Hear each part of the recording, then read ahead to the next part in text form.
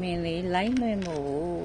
အားနာလို့ပေါ့နော်မစွန့်ပြစ်ဘူးအခုဒီလိုမျိုးလေးတွေရိုက်ပြီးတော့ပဲမင်း blog လေးတွေတင်ပေးမယ်ပေါ့နော်ဒီဟာကအနီပေါ့နော်အနီလေးချွတ်ခဲလေးပါ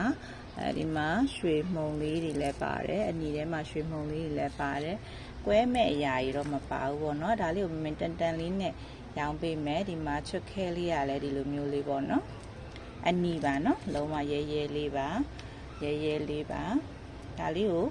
9000နဲ့ပဲရောင်းပေးပါမယ်နော်9000နဲ့ပဲရောင်းပေးပါမယ်ခေါင်းစွပ်အရှည်လေးပါနော်ခေါင်းစွပ်အရှည်လေးပါ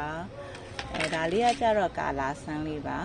ဒါလေးကကာလာဆန်းလေးပါဟိုပန်းပွင့်လေးနော်သူက2လက်မဆိုင်လောက်ရှိရနော်ဒီလိုကာလာဆန်းလေးပါဝါအနီကျိုးလေးပေါ့နော်အနီကျိုးလေးကတော့96ဆိုင်လေးပါနော်အနီရောင်လေးပါ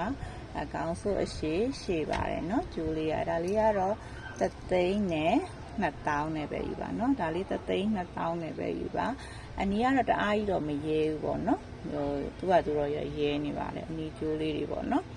ဒါလေးက3,000 2,000ပါ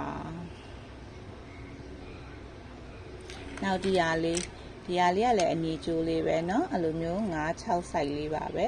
ခွန်စိုက်လေးလည်းပါတယ်ပေါ့เนาะထိန်နာလေးမှာခွန်စိုက်လေးလည်းပါပါတယ်ဒါလေးကကြတော့ဟွာစာမဏီလေးအနီလေးပါเนาะအနီရောင်လေးပါဒါဒီဇယ်စိမ့်ဖက်လည်းသွားတယ်ကာလာလေးဆိုအတောင်ဖြန့်လာတာပေါ့เนาะအတောင်ဖြန့်လာတာလေးပါဒါလေးကစိုက်လဲကြီးပါတယ်เนาะရတဝါစာရှိတယ်ခေါင်းစွပ်အရှိလေးပါသူကကျိုးနီလေးနဲ့တွဲပေးထားတယ်ဒါလေးကတော့2,000 2,000နဲ့ယူပါเนาะ2,000 2,000နဲ့ယူပါ